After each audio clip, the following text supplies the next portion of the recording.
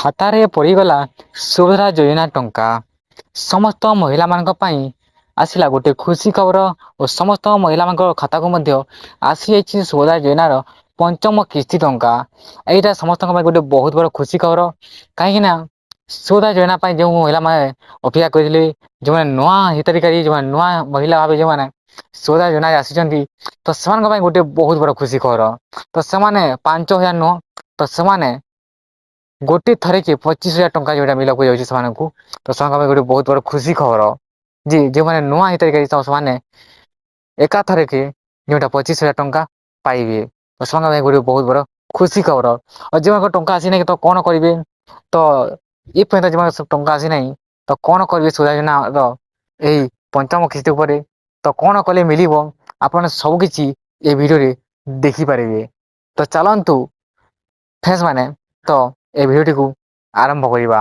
ତ ଯେଉଁମାନେ ଆମ ଚ୍ୟାନେଲକୁ ସବସ୍କ୍ରାଇବ୍ କରିନାହାନ୍ତି ଚ୍ୟାନେଲକୁ ସବସ୍କ୍ରାଇବ୍ କରନ୍ତୁ। କାହିଁକିନା ଏମିତି ହେଲ୍ପଫୁଲ୍ ଭିଡ଼ିଓ ପ୍ରତିଦିନ ଆପଣମାନେ ଆମ ଏହି ଚ୍ୟାନେଲରେ ଦେଖିପାରିବେ ଓ ଭିଡ଼ିଓକୁ ମଧ୍ୟ ସେୟାର ମଧ୍ୟ କରନ୍ତୁ। କାହିଁକିନା ସମସ୍ତେ ଜାଣିପାରିବେ ଏହି ନୂଆ ଅପଡେଟ୍ ବିଷୟରେ ଓ ଏହି ନୂଆ ନୂଆ ହେଲ୍ପଫୁଲ୍ ଇନଫର୍ମେସନ୍ ବିଷୟରେ।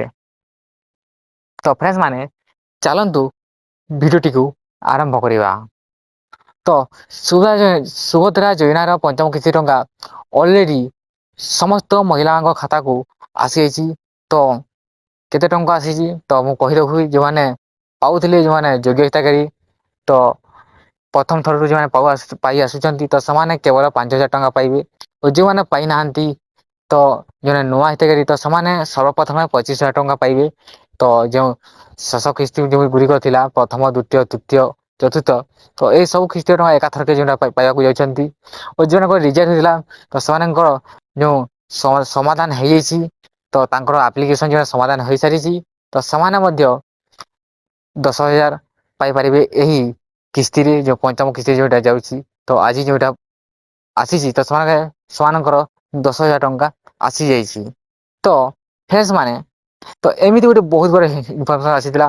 ତ ଯଦି ଆପଣଙ୍କ ଟଙ୍କା ଆସିନାହିଁ ତ ଆପଣମାନେ ଖୁବ୍ ଶୀଘ୍ର ଯାଆନ୍ତୁ ସୁଭଦ୍ରା ପୋର୍ଟାଲକୁ, ଯାଇନିଅନ୍ତୁ ଯେ ଆପଣଙ୍କ ଷ୍ଟାଟସ୍ କଣ ଅଛି। ଯଦି ଅଣ୍ଡର ପ୍ରୋସେସ୍ ଅଛି ତାହେଲେ ଆପଣମାନେ ଆଉ ଯେଉଁ ଆଗାମୀ କିସ୍ତି ଅଛି ତ ସେଇ କିସ୍ତିକୁ ଅପେକ୍ଷା କରନ୍ତୁ। ଆଉ ଯଦି ଆପଣଙ୍କ ନନ୍ NFS ଯଦି ଲେଖୁଛି ତାହେଲେ ଆପଣମାନେ ଆପଣଙ୍କ ରାସନ କାର୍ଡ଼ରେ ଆପଣଙ୍କ ନାଁ ଦେଇ ଦିଅନ୍ତୁ। କାହିଁକିନା ଏହି ପ୍ରକାରରେ ବହୁତ ଗୁଡ଼ିଏ ଯେଉଁଟା ମିଷ୍ଟେକ୍ ଅଛି ବା ତ୍ରୁଟି ରହିଛି ସମସ୍ତଙ୍କର, ତ ସେଥିପାଇଁ ଦେଇଦିଅନ୍ତୁ। ତ ଏମିତି ସମାଧାନ କରିଲେ ଆପଣମାନେ ଖୁବ୍ ଶୀଘ୍ର ଏହି ସୁଭଦ୍ରା ଯୋଜନାର ଆଗାମୀ କିସ୍ତିରେ ଟଙ୍କା ପୁଣି ଥରେ ପାଇପାରିବେ। ତ ଫ୍ରେଣ୍ଡସ୍ ମାନେ ଆଜି ପାଇଁ ଏତିକି ରହୁଛି। ଜୟ ହିନ୍ଦ।